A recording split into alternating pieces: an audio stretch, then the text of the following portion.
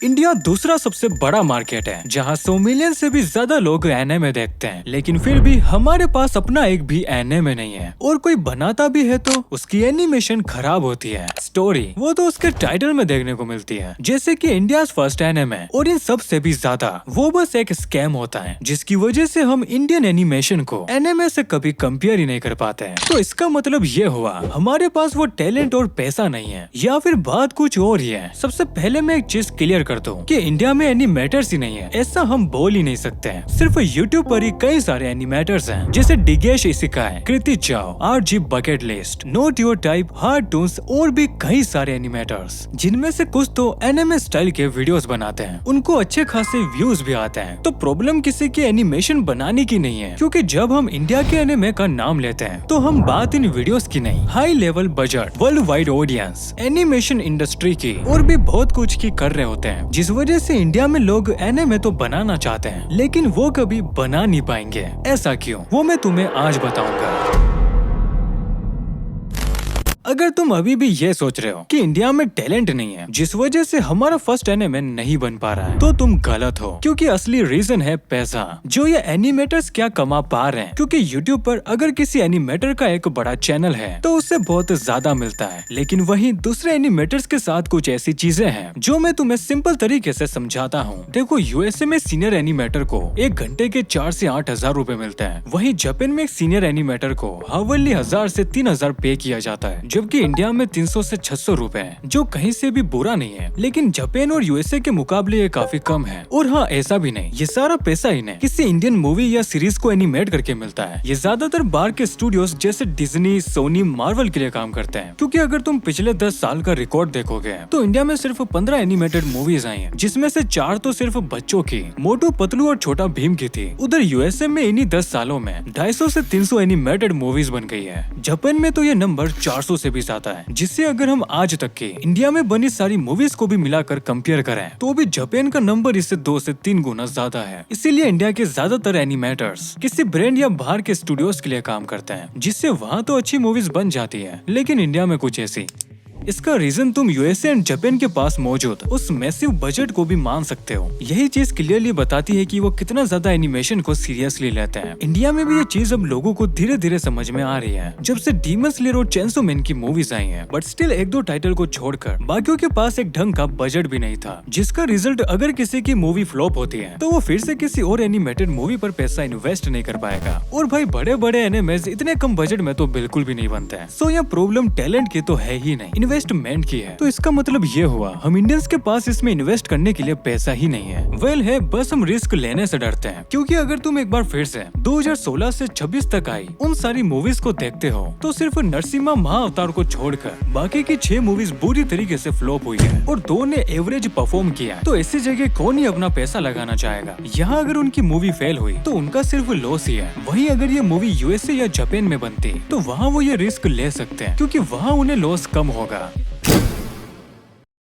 किसी भी एनिमे के पॉपुलर होने के पीछे एक सिंपल सी चीज होती है, वो है उसकी स्टोरी, जो कि ज्यादातर पहले से फेमस मांगा या नोवेल से ली जाती है, जिन्हें उनके राइटर्स ने सिर्फ पैसों के लिए तो नहीं लिखा होता है। वो सच में उसे लेकर काफी पैशनेट होते हैं, जिसकी वजह से आगे चलकर उन पर कोई एनिमे बनता है तो वो सक्सेसफुल रहता है। और अगर इसका कोई सबसे बेस्ट एग्जाम्पल है तो वो अटैक ऑन टाइटन है। इसके मांगा का हाजिमे इशियामा ने अपने एक इंटरव्यू में बताया था, उन्होंने एओटी को मिलियनेयर बनने के लिए नहीं लिखा था, वो बस उससे उतना ही पैसा कमाना चाहते थे जिससे वो अपना पेट भर सके और टोक्यो जैसे शहर में सरवाइव कर सके। एंड यही वो रीजन था जब वो फर्स्ट टाइम शोनेन जंप के पास इसकी स्टोरी लेकर गए थे। उन्होंने इशियामा को इसमें काफी सारे चेंजेस करने को बोला, क्योंकि उन्हीं चेंजेस के अराउंड हर कोई उस टाइम अपने मांगास और एनिमेस बना रहे थे, जो कि एक चीट कोड की तरह बन गया था। लेकिन इशियामा यह करने से मना करते थे और आज तुम देख ही सकते हो एओटी किस लेवल पर है। और यही सेम चीज जापान में कई सारे मांगाकास करते हैं। नारुतो, वन पीस, बजर्क, इन सभी के ऑथर्स ने अपना 100% दिया है स्टोरी में। एंड एक चीज और, तुम्हें इसका अंदाजा इससे भी लग जाएगा, जापान में ज्यादातर मांगाकास अपना फेस तो छोड़ो, नाम तक रिवील नहीं करते, जो क्लियर बताता है इनका फोकस अपने काम पर होता है, ना कि फेमस होने पर। वहीं इंडिया में बॉलीवुड से लेकर एनिमेटेड मूवी की स्क्रिप्ट कोई एक सिंगल पर्सन नहीं लिखता है, उसके पीछे एक पूरी टीम होती है जो उस टाइम चल रहे ट्रेंड्स के मुताबिक स्टोरीज लिखते हैं, और वो भी कोई ज्यादा यूनिक नहीं होती।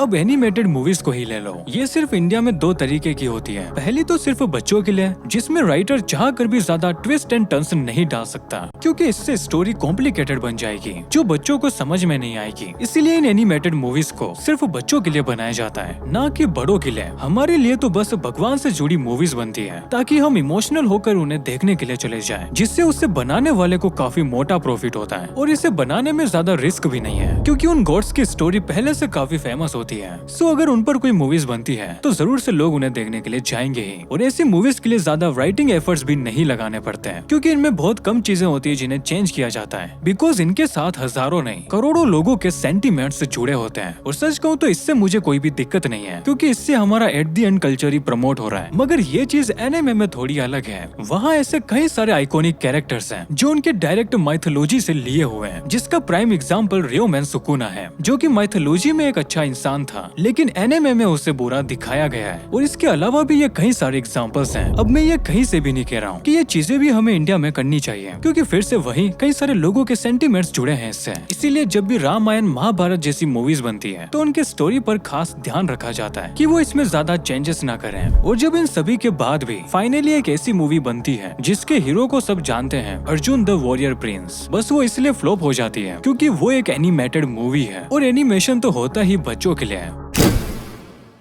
अब यहीं पर मैं तुमसे एक सवाल पूछता हूँ, क्या इंडिया में लोग एनिमे की तरह ही इंडियन एनिमेटेड मूवीज को सपोर्ट करेंगे, या फिर ये हाइप सिर्फ एनिमे के लिए ही है? देखो, हर कंट्री के लोगों का इंटरटेनमेंट को लेकर टेस्ट अलग होता है और जापान की स्पेंडिंग पावर भी काफी ज्यादा है। यहाँ तक कि वो एनिमेशन को टाइम पास या बच्चों के लिए नहीं समझते, ये उनकी लाइफ का एक पार्ट बन चुका है, जैसे कि ट्रैवल करते हुए मांगा पढ़ना, मर्च बाय करना, सब्सक्रिप्शन लेना, इवेंट्स विजिट करना, ये सब भी वो एनिमे देखने के साथ करते हैं। इंडिया में भी ये चीज लोग करते हैं, लेकिन वो कई सारे टीयर्स में डिवाइड है और हमारे पास स्पेंडिंग पावर भी तो बहुत कम है। एंड इंडिया में ज्यादातर लोग रिलेटेबिलिटी को प्रीफर करते हैं, इसी वजह से यहाँ बॉलीवुड का इन्फ्लुएंस ज्यादा है। यहाँ पर सबको एक मसालेदार स्टोरी देखनी है, इसी वजह से इंडियन एनिमेटेड मूवीज भी थोड़ी डिफरेंट होती है, जैसे roadside Romeo, Delhi safari, कुची कुची होता है। ये सब उसी टॉपिक पर बनी फिल्म्स हैं जो ज्यादातर बॉलीवुड में भी देखने को मिलता है, लेकिन फिर भी ये मूवीज यहाँ चलती नहीं है क्योंकि इनके पास लॉयल ऑडियंस नहीं है। क्योंकि इंडिया में ज्यादातर लोग वही मूवी देखने जाते हैं जिसके एक्टर से वो फेमिलियर हो, फिर चाहे मूवी की स्टोरी कितनी ही मिड क्यों ना हो, जैसे दबंग 3, किसी का भाई किसी की जान, जवान, पठान। ये सारी मूवीज कुछ एक्टर्स की वजह से ही चलती है इंडिया में, जबकि एनिमेटेड मूवीज में ऐसा होता नहीं है। और यहाँ इंडिया में जो सबसे बड़ी प्रॉब्लम है, हमारे पास मांगास और कॉमिक्स जैसा कल्ट ही नहीं है और शायद कभी बन भी नहीं सकता, क्योंकि यहाँ सबके पास उतना पैसा नहीं है जो वो हर हफ्ते एक नई शोनेन जंप खरीद लेंगे। और ऐसा भी नहीं है कि इंडिया में कॉमिक्स बिकती नहीं है, हमारी खुद की ही नागराज, चाचा चौधरी की मिलियंस में सेल्स हैं। लेकिन फिर से वही बात आ जाती है, इसकी स्टोरी सारे एज ग्रुप्स के लिए नहीं है, सिर्फ बच्चों के लिए। और अगर कोई इंडिया में बड़ों के लिए कॉमिक या मांगा जैसा कुछ बनाए तो उसके पास पहले तो प्रॉपर फंडिंग ही नहीं होगी और न ही सुशिया जैसा कोई डिस्ट्रीब्यूटर है यहाँ जो नए लोगों को चांस देगा, उनके साथ कॉन्ट्रैक्ट करेगा,